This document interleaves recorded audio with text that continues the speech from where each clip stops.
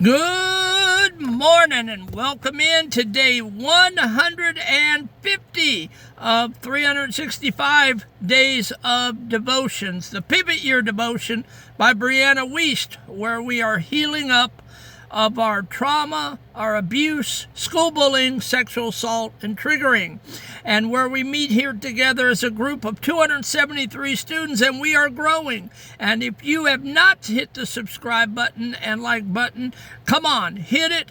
Join this old man every day in the van for the devotion and kick your healing down the road.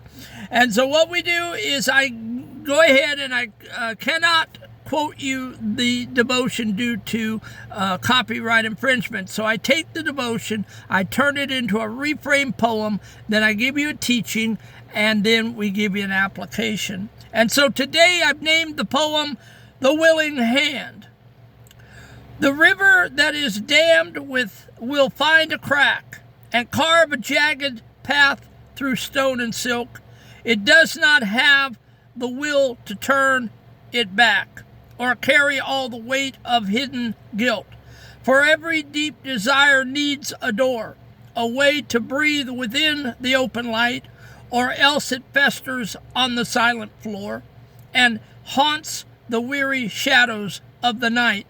To hold it in the hands is ending the war. All right, so now we're going to talk about the teaching today. What's within needs to come out, okay? You need to pull it out. Every single one of us carries deep desires, needs, and hunger down in our gut. Sometimes it's a need for respect, a desire for peace, a longing to be truly seen, or a hunger for purpose.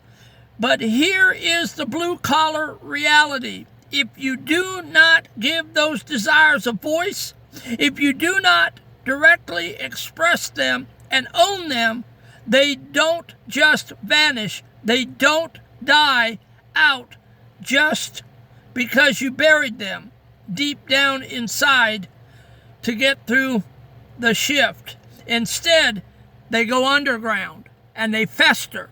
And that's what happened to the hermit poet for years. I had a desire to help people and to minister to people and to counsel people and to help people.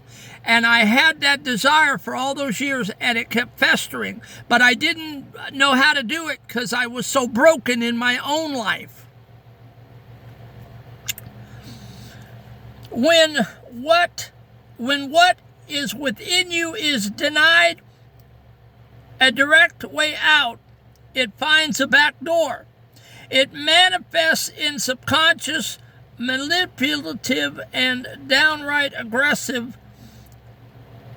downright insidious ways. It turns into that slow burning resentment you feel towards the people you love. It turns into passive aggressive comments, sudden bursts of anger over small things, or a constant numbing urge to escape through a screen, a bottle, or a bad habit. You think you're just stressed, but the truth is your buried needs are rotting underneath the surface, leaking out sideways and sabotaging your life. And folks, right now, that is an epiphany.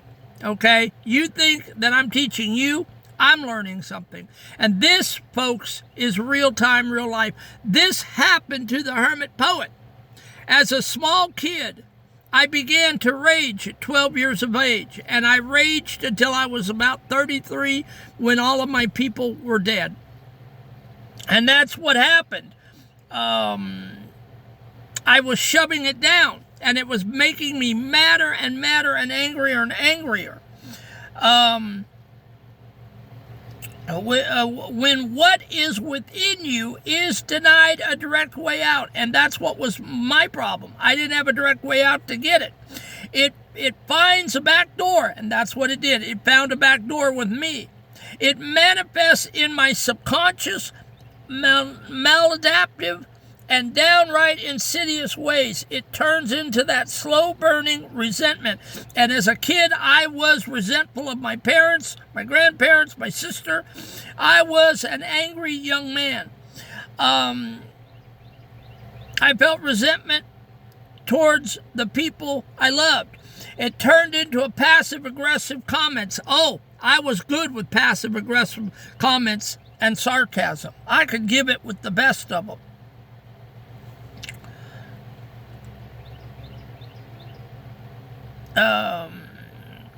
Sudden bursts of anger over small things. Oh, I was angry, and I didn't know why I was angry, and I would just lash out at the smallest things, and people would look at me like I had lost my mind. Or a constant numbing urge to escape through. Thank God I didn't go to the bottle, but I did have some bad habits, which we will not talk about. You think you're just stressed. I didn't know what was going on with me. I just knew I was miserable and unhappy from 12 to 33. But the truth is, I buried my needs, and they were rotting under the surface, leaking out sideways and sabotaging my life, sabotaging my relationship with my dad, with my family, with my sister, with my friends at school. I was a hot mess. What is within needs a way out. It demands an honest expression. The shift happens when you stop running from those deep desires and actually put them into willing hands. This means bringing them out into the light of consciousness. And that's what happened last June when I got my gift of poetry and those 600 poems poured out onto paper, 3 to 5 a day, every day, until I got all of that garbage out of my life.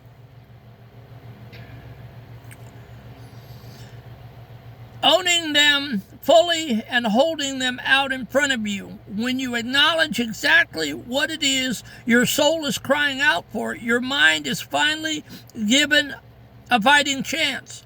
It can stop acting on survival instincts and start finding the healthiest, cleanest way to fulfill those deepest needs. You cannot fix a leak in the plumbing until you are willing to tear down the drywall and look at the pipe. Bring your hidden needs to willing hands is the only way to stop the internal damage and build a life that is actually solid. I don't care how you do it. You can do it through poetry, through writing, through singing, through prayer, through journaling, talking to God. I don't know how you're going to do it, and I don't know how God is going to give you a miracle.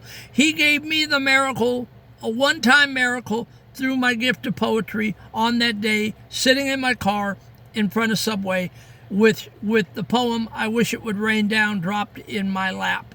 That's how I got my miracle. I don't know how he'll do it for you, but I know he can do it. He is no respecter of persons. But once it all flooded out of me onto paper, all 600 poems, I got all of the garbage out of my life. I was healed up, and since last June, I've not had a stinking thinking thought. I've not woke up grumpy. I've not woke up mad. I've not been hostile and angry and sarcastic to the people in my life. I am walking on cloud 9. I know it's hard to believe, but it actually is that way. I jump out of bed every day and I come to these cameras so excited to share my life with you and to help other people that are hurting, that need this message. It can change. You can change. You don't have to be a little so-and-so. You know what I mean. You don't have to be a jerk. You don't have to be an a-hole. You can heal up in your pain and sorrow. The application. It is time to stop letting your unexpressed needs run your life from the shadows. You have to take inventory of the sideways ways your desires might be leaking out. Today, look closely at your reactions, your frustrations, and your habits. If you find yourself snapping at someone, feeling bitter, or desperately trying to numb out That was me. That was how I was doing it. Pull yourself aside and ask the hard, direct question. What is the actual hunger underneath this behavior? And apply these steps to bring whatever's inside into willing hands. These are steps that you can take, and it doesn't take very long. Number 1, identify the leak. Pinpoint one negative behavior or reaction you've had recently and trace it back to the hidden need driving it. A need for rest, validation, or safety. Number 2, name it bluntly. Call the desire what it is without shame. Say it out loud to yourself or write it down. And 3, choose the healthy path. Decide on one direction, one healthy action you can take today to address that need. Whether that means having an honest conversation, setting a firm boundary, or carving out internal space to breathe. Quit burying the smoke and go deal with the fire. Give your mind the chance to handle your deepest needs the right way. Oh, that was so good today. That was so good. I needed that. The Hermit Poet needed that. If you didn't need that, the Hermit Poet needed that. That was eye-opening. That told the Hermit Poet more. And to see, that's why I cried when I read a few pages of that book at that Salvation Army today, because it explained to me everything that was going on with my pain and sorrow. And so I encourage you folks, if you have not went back and to video number 1, go back to video number 1, get you a notebook and a pen, and go back to video number 1. There's 150 of them so far. And sit, they're 10 to 15 minutes long. Sit and watch them once or twice. And meditate on them and journal them and do the applications and the steps. And I'll guarantee you, you will learn something from the devotions, because I know I have. And I try to present these in a way that any blue-collar, middle-class person from age 12 to age 60 can understand it. Okay? I love you folks, and listen to me.